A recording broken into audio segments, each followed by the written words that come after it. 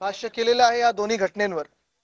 आपण सर्व देखील पाहत होतात हाऊस मध्ये जे मुख्यमंत्री महोदयांचं उत्तर येत होतं आणि जे साधारण कारवाई, फक्त उत्तर नाही तर कारवाई जी अपेक्षित होती ती अपेक्षा भंग फक्त आमची काही विरोधी पक्ष म्हणून नाही तर त्यांच्या सत्ताधारी बाकांवर देखील त्यांच्या मागे बसलेल्या आमदारांची झालेली आहे. अर्थात या गेल्या 3-4 दिवसाच्या अधिवेशनामध्ये आम्ही पाहत होतो मुख्यमंत्री महोदय सतत सांगत होते की महाराष्ट्र तर थांबणार नाही आणि कुठेही काही चुकीच्या घटना आम्ही घडू देणार नाही, कोणाची भीती नाही, जे काही योग्य असेल, जे काही सत्य असेल त्या मार्गावर चालू. पण आज आत्मपरीक्षण करून भाजपच्या देखील आमदारांनी पाहिलं पाहिजे की खरोखर योग्य जे आहे आणि सत्याच्या मार्गावर आपण चालत आहोत का, कोणाची पाठराखण करण्याचा हा प्रयत्न आहे का, कोणाला वाचवण्याचा हा प्रयत्न आहे का. आणि जे काही सत्य होतं ठीक आहे, चौकशी होणारच आहे, पण जे काही डोळे देखत आहे त्याच्यावर त्यांची नावं घेऊन का बोलता आलं नाही. जी काही घटना घडलेली आहे त्याच्यात गोल गोल जाण्याची का गरज होती. थेट जे काही घटना घडलेली त्याच्यावर बोलता का आलं नाही मुख्यमंत्री महोदयांना. कोणाचं दडपण आहे का, कोणाचं प्रेशर आहे का.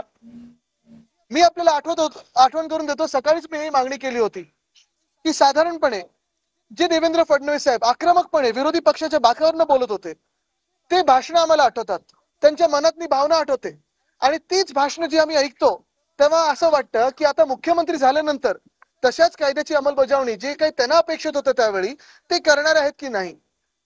मी त्यांना जेव्हा टाइमलाईन बद्दल विचारलं त्यांनी मला सांगितलं 3 ते 6 महिने. ठीक आहे, आता त्यांनी 3 ते 6 महिने घेतलेले आहेत, पण ह्यात जे कोणी त्यांचे सहकारी असतील, जे काही नेटवर्क असेल, जाळं असेल, ते खरोखर ते शोधून काढणार आहेत का, पाळमुळावर जाणार आहेत का, की हे विषय देखील रफादफा करणार आहेत, त्याच्यावर आम्हाला उत्तर अपेक्षित आहे. दुसरी गोष्ट म्हणजे सकाळी जो मी मुद्दा इथे घेतला, कारण बघा हे जे बीड मध्ये घडलं असेल किंवा परभणीत घडलं असेल, आमची मनापासून भावना ही आहे की कुठच्याही समाजामध्ये, कुठच्याही धर्मामध्ये, कुठच्याही जातीमध्ये वाद निर्माण होऊ नयेत. आणि हेच मी सांगतोय की सकाळी पण जो विषय इथे मी घेतला, मराठी अमराठी, अनेक वर्ष जे लोक वेगळ्या वेगळ्या प्रांतातून असतील, वेगळ्या भाषेचे लोक असतील, आमच्या राज्यात राहत आले, मुंबईत राहत आले, आमचे म्हणून राहिले, मिळून मिसळून राहिलेले आहेत. कधी हा वाद झाला नव्हता व्हेज नॉनव्हेजचा किंवा भाषेचा, पण नेमकं मिंदेंचं राज्य आल्यानंतर आणि नंतर आता भाजपचं राज्य आल्यानंतर हे छाती ठोकपणे आम्हाला कसं सांगू लागले की तुम्ही मराठी लोक घाण आहात, तुम्ही मटण खाता, तुम्ही मच्छी खाता. म्हणजे कोळीवाडे जेव्हा क्लस्टर डेव्हलपमेंट मध्ये ह्यांचं जे स्वप्न आहे भाजपचं, क्लस्टर डेव्हलपमेंट होईल तिथे देखील अशी लोक येतील आणि आमच्या कोळी बांधवांना तिथून दूर करतील. हे कितपत योग्य आहे आणि ह्याच्यावर अजूनही भाजपाने उत्तर दिलेलं नाहीये. तसंच परवा जो महामानव डॉक्टर बाबासाहेब आंबेडकरांचा अपमान झाला, तुम्ही विचार करा महाराष्ट्र द्वेष केवढा आहे. महामानव डॉक्टर बाबासाहेब आंबेडकर इकडचे सुपुत्र ना, महाराष्ट्राचे सुपुत्र, पण त्यांच्याबद्दल देखील मनात द्वेष. त्यांचा जो अपमान झाला त्याच्याबद्दल माफी मागायला तयार नाही, उलट तुम्ही काय केलं, आम्ही काय केलं, या वर्षी काय झालं, त्या वर्षी काय झालं, झालं असेल तर झालं असेल, पण त्याचा आणि परवा गृहमंत्री महोदय जे बोलले त्याचा काय संबंध आहे. जो अपमान त्यांनी केलाय, तुमच्या मनात जे होतं ते तुमच्या भाषणात आलं, बाजूला करा, त्यांना माफी मागायला लावा, ते न करता अजून काहीतरी भलतं असेल तर सुरू झालेलं आहे. म्हणजे या देशात आम्ही मराठी काही हिंदू नाही आहेत का, आम्ही काही रोहिंगे दिसतोय का तुम्हाला. जो तुम्ही साधारणपणे राग, हे इथून आले, ते तिथून आले, रोहिंगे आले, बांगलादेशी आले, त्यांना डिपोर्ट करा ना, पण मराठी माणसाचा काय याच्यात दोष आहे.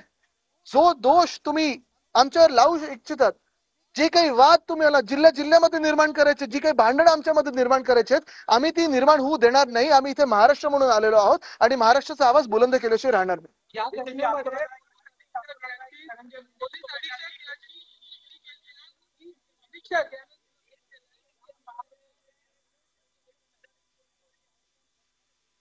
ये 100% सही है कि धनंजय मुंडे,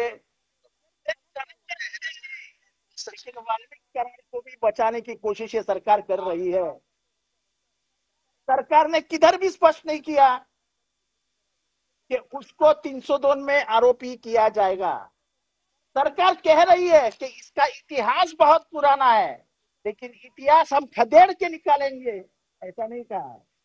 और जब तक वो नहीं होगा, आप वाल्मीकि करार और धनंजय मुंडे का जो ब्रैकेट है थोड़ी, इनसे न्याय की अपेक्षा ही नहीं की जा सकती.